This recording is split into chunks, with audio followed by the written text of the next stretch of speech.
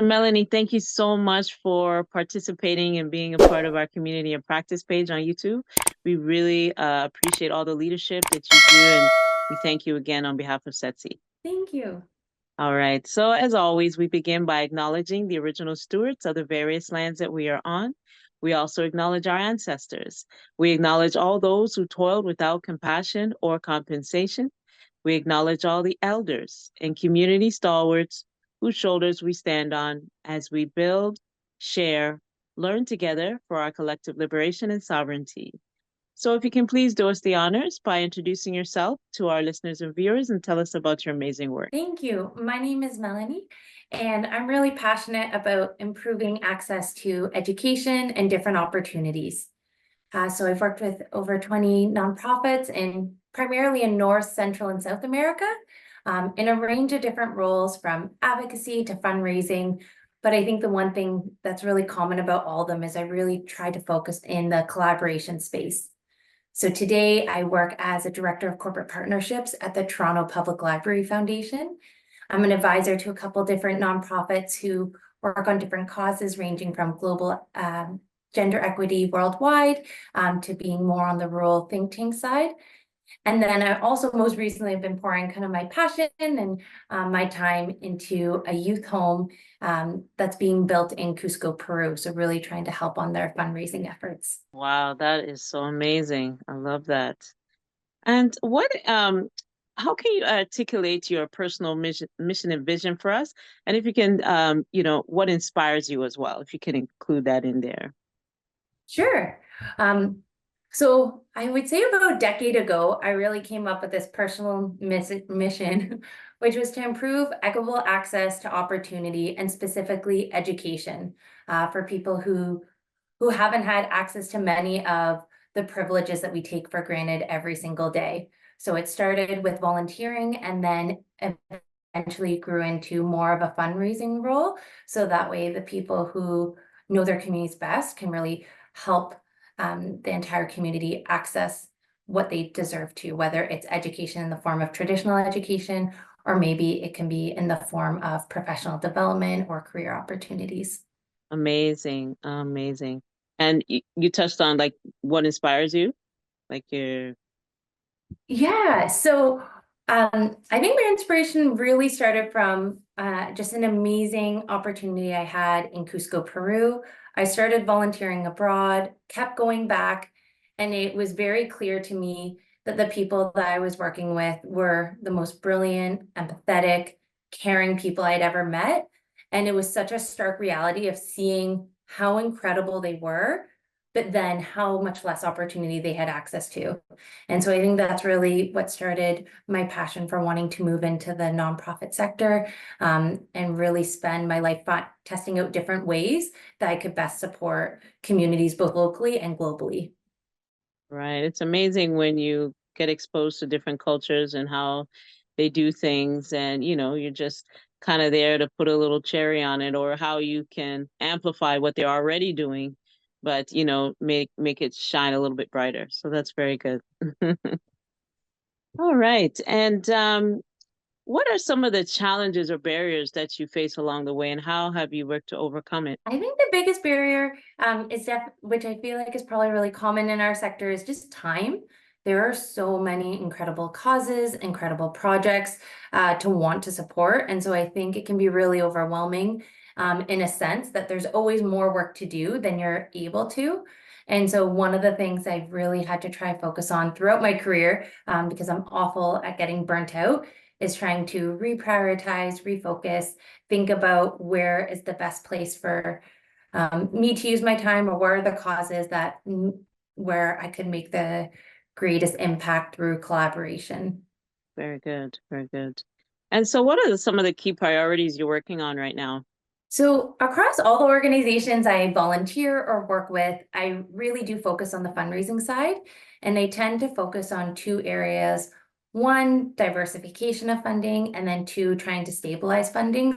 So how do we build long-lasting partnerships? So finding partners that not only have funding, but that are values aligned and that can really see a project through for focused. But they also are focused on just listening to the people that I work with.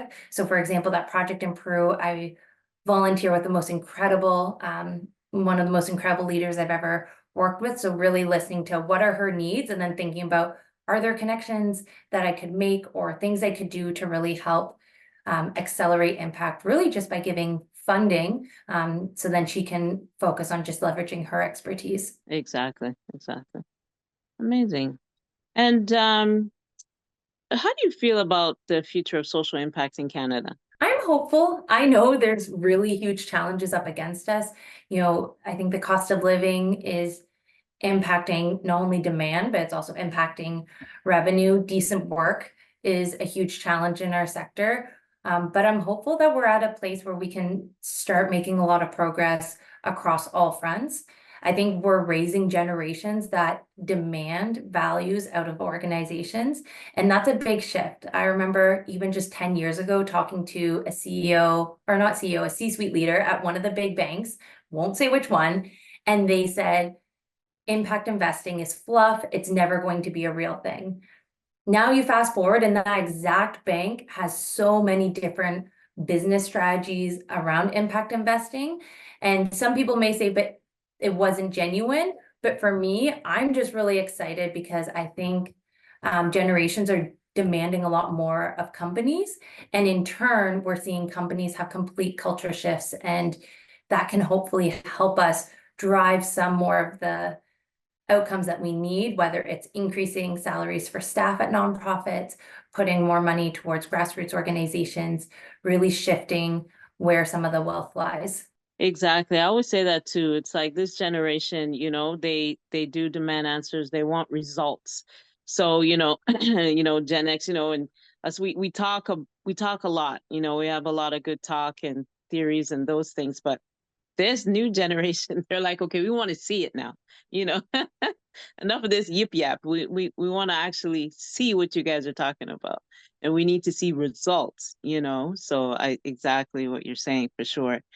And what is the ultimate goal, and what does success look like to you and your colleagues? So if you asked me this question even just a couple years ago, I probably would have given you a very I want to reach X many people and I want to raise X many dollars.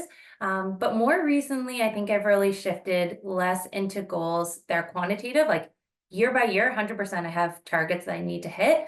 But I would say success and a goal for me personally, and I think across most of the organizations I work with, is just knowing that at the end of the day, I've done everything to not only try to advance goals, but focusing on how I advance them.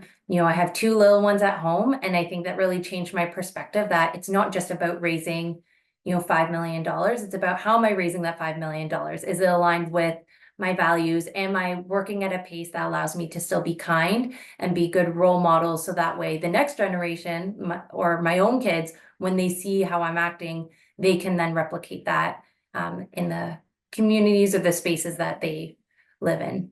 That's right. You're showing an example which would carry on for them. They're seeing it. So that's awesome. It's awesome. Wow, this has been a very informative interview, Melanie. Really appreciate it. So the last question I have for you is, do you have any closing thoughts or calls to action at this time? I think the one thing I would leave as a closing thought is just the power of collaboration. I think it's so important that we are supporting networks, that we are engaging in networks, and that we're really trying to foster this collaboration across sectors, because the potential of the impact and how we can tackle causes is so much greater when we're all working together. And so I'm so grateful for organizations like SETSI, for organizations like nonprofit networks, even library systems that really bring all different players together to try to innovate or brainstorm to collectively solve problems. And that's it. Collaboration is, the key to systems change, and that's what's going to bring results that this new generation is expecting from us, so that we can lead that foundation and they can carry it on, and make it even better than what we try to do, right? So excellent. Melanie, really appreciate this on behalf of SETSI. We appreciate all that you do. And we're just so happy that we're able to amplify all the work that you're doing. And this won't be the last. I'm sure we're going to be collaborating more. And so again, on behalf of SETSI, we thank you once again for participating in your leadership. Thank you so much. I'm very grateful to be here. You're welcome. So we will end the way that we began by acknowledging all the original stewards of the various lands that we are on. We also acknowledge our ancestors. We acknowledge all those who toiled without compassion or compensation. We acknowledge all the elders and community stalwarts whose shoulders we stand on as we build, share, learn together for our collective liberation and sovereignty. So once again, Melanie, thank you, and you have a wonderful rest of your day. Thank you. Have a wonderful summer. Oh, you as well. Okay, take care. Bye-bye.